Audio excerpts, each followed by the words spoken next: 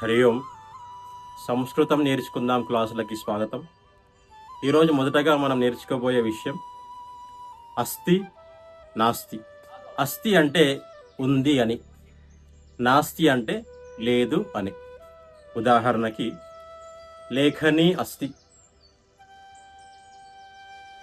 లేఖని నాస్తి అంటే పెన్ ఉంది, పెన్ లేదు అని. కరవస్త్రం అస్తి, కర్చీఫ్ ఉంది. కరవస్త్రం నాస్తి, కర్చీఫ్ లేదు. చషక అస్తి అంటే గ్లాస్ ఉంది. జలం నాస్తి, నీళ్లు లేవు. ఈ విధంగా అస్తి నాస్తి అనే పదాలని మనం ఉపయోగించాలి. తర్వాత నేర్చుకోబోయే విషయం అత్ర తత్ర. అత్ర అంటే ఇక్కడ అని, తత్ర అంటే అక్కడ అని. ఉదాహరణకి లేఖని అత్ర అస్తి, పెన్ ఇక్కడ ఉంది. కరవస్త్రం అత్ర అస్తి, కర్చీఫ్ ఇక్కడ ఉంది. ధనస్యూత అత్ర అస్తి, పర్స్ ఇక్కడ ఉంది. ఈ విధంగా మనం అత్ర అనే పదాన్ని వాడాలి. మరి తత్ర ఇక్కడ కాకుండా అక్కడ ఉన్నటువంటి వ్యక్తిని కానీ వస్తువును కానీ సూచించడానికి తత్ర అనే పదం వాడాలి. ఉదాహరణకి వాహనం తత్ర అస్తి, వాహనం అక్కడ ఉంది. చషక అత్ర అస్తి, గ్లాస్ ఇక్కడ ఉంది. జలం తత్ర అస్తి, నీళ్ళు అక్కడ ఉన్నాయి. ఇంకా చాలా ఉదాహరణలు మనం చెప్పుకోవచ్చు. రామ అత్ర అస్తి, రామ అనే వ్యక్తి ఇక్కడ ఉన్నాడు. కృష్ణ తత్ర అస్తి, కృష్ణ అనే వ్యక్తి అక్కడ ఉన్నాడు. ఈ విధంగా మనం ఉపయోగించవచ్చు. తర్వాత పదం కుత్ర అంటే ప్రశ్నించడానికి, ఎక్కడా అని ప్రశ్నించడానికి. చషక కుత్ర అస్తి, గ్లాస్ ఎక్కడ ఉంది. చషక అత్ర అస్తి, గ్లాస్ ఇక్కడ ఉంది. లేఖని కుత్ర అస్తి, పెన్ ఎక్కడ ఉంది. లేఖని అత్ర అస్తి, లేఖని పెన్ ఇక్కడ ఉంది. వాహనం కుత్ర అస్తి, వాహనం ఎక్కడుంది. వాహనం ఇక్కడ లేకుండా అక్కడ ఉంటే వాహనం తత్ర అస్తి, వాహనం అక్కడ ఉంది. ధనస్యూత అత్ర అస్తి, ధనం కుత్ర అస్తి, పర్స్ ఇక్కడ ఉంది. డబ్బులు ఎక్కడ ఉన్నాయి. ధనం తత్ర అస్తి, డబ్బులు అక్కడ ఉన్నాయి. ఈ విధంగా ఉపయోగించాలి ఈ పదాలని. అత్ర తత్ర కుత్ర అనే పదాలు ఎలా ఉపయోగించాలో నేర్చుకున్నాం. తర్వాత పదం అన్యత్ర.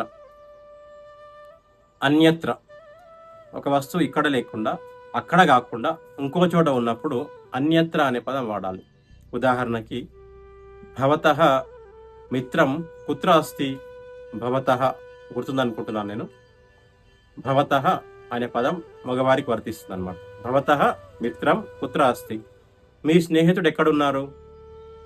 మమ మిత్రం అన్యత్ర అస్తి, నా స్నేహితుడు ఇంకో చోట ఉన్నాడు. ఇది జవాబు. స్త్రీలకైతే గనక భవత్యాః పుత్రి కుత్ర అస్తి, మీ కూతురు ఎక్కడుంది. మమ పుత్రి అన్యత్ర అస్తి, నా కూతురు వేరే చోట ఉంది. ఉదాహరణకి భవతః వాహనం కుత్ర అస్తి, మీ వాహనం ఎక్కడుంది. మమ వాహనం అన్యత్ర అస్తి, నా వాహనం ఇంకో చోట ఉంది. భవతః స్యూతః కుత్ర అస్తి, మీ బ్యాగ్ ఎక్కడ ఉంది. మమ స్యూతః అన్యత్ర అస్తి. ఈ విధంగా ఈ యొక్క పదాన్ని వాడాలి. తర్వాత నేర్చుకోవాల్సినటువంటి పదం సర్వత్ర. సర్వత్ర అనే పదం యొక్క అర్థం అంతటా ఉన్నటువంటి వస్తువును సూచించడానికి. అన్ని వస్తువులు అంతటా ఉండవు, కొన్ని వస్తువులు మాత్రమే ఉంటాయి. వాటిని సూచించడానికి ఈ పదం వాడాలి. ఉదాహరణకి వాయు కుత్ర అస్తి, వాయువు ఎక్కడ ఉంది. వాయు సర్వత్ర అస్తి, వాయువు అంతటా ఉన్నది. ప్రకాశ కుత్ర అస్తి, వెలుగు ఎక్కడ ఉంది. ప్రకాశ సర్వత్ర అస్తి, వెలుగు అంతటా ఉన్నది. భగవాన్ కుత్ర అస్తి, భగవంతుడు ఎక్కడున్నాడు. భగవాన్ సర్వత్ర అస్తి, భగవంతుడు అంతటా ఉన్నాడు. ఈ విధంగా సర్వత్ర అనే పదం వాడాలి. తర్వాత నేర్చుకోవాల్సిన పదం ఏకత్ర. అంటే ఒకే చోట ఉన్నటువంటి వస్తువులను కానీ వ్యక్తులను కానీ సూచించడానికి ఏకత్ర అనే పదం వాడతాము. పురుషాః ఏకత్ర ఉపవిశంతి, మగవారందరూ ఒకే చోట కూర్చున్నారు. మహిళాః ఏకత్ర ఉపవిశంతి, మహిళలందరూ ఒకే చోట కూర్చున్నారు. ఈ విధంగా ఏకత్ర అనే పదం ఉపయోగించాలి.